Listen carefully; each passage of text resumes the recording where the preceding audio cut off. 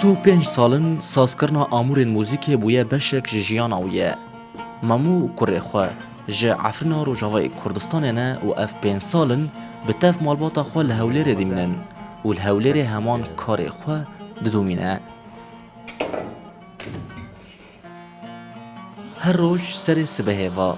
دست به کار خود که و دبیجه اف پیشه یا چکرنا آمورین موزیک جه حس کرناوی یا زاروکتیه دایه. کاری که میشه حذف کرد چون هم عمرم 15 میشه حذف کرد فبيش من باش ناس كر مش خور تجربه شكر من مسقري مقو از محلم بالفعل دوغ از دكت محله جهيفي سفتح عجيب وغريب وملت يعني قال لك هاد انها سي آلات از شي ذكر وقت عود وقت بزق وقت صاص ملتي ما بكارتيني فابنا رئيسنا اتشي ذكر حميد شي ذكر بس إيه تشتي عالم الجيتار ما تيجيتار عندنا أجواج تصليح ذكر أبد بدر فترة 20 سالة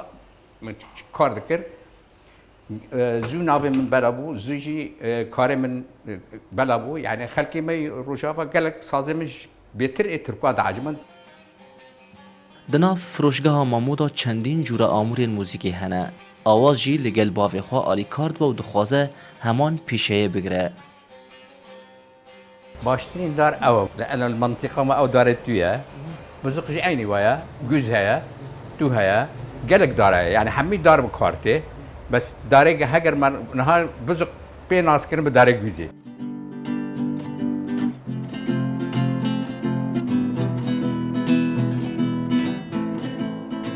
سبيني ساعات 10 حتى ساعات 8 وار يعني مساعدة بابي فهمتكم هر تستشي بسيط يعني فير دبم أو 5-6 مانغليرم هيدي فيري دبم يعني جيتار ووقتشتانه يعني حاولة دكم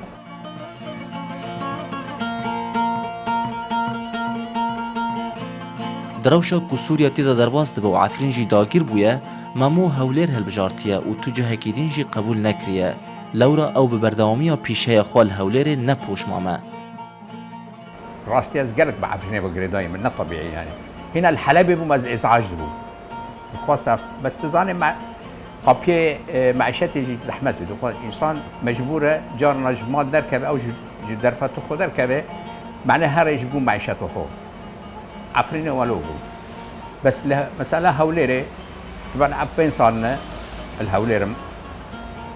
ودي ساعز للقلمن من راسي كردستان عفرينه يعني شخص عفريني حزكم أزولومه حقيقته يعني دناف کردین روجاوی کردستان دا کسایتین خودان پیشه و بحره گلکن ماموجی یک جوان نمونهانه زردشت همه کردستان 24 هولیر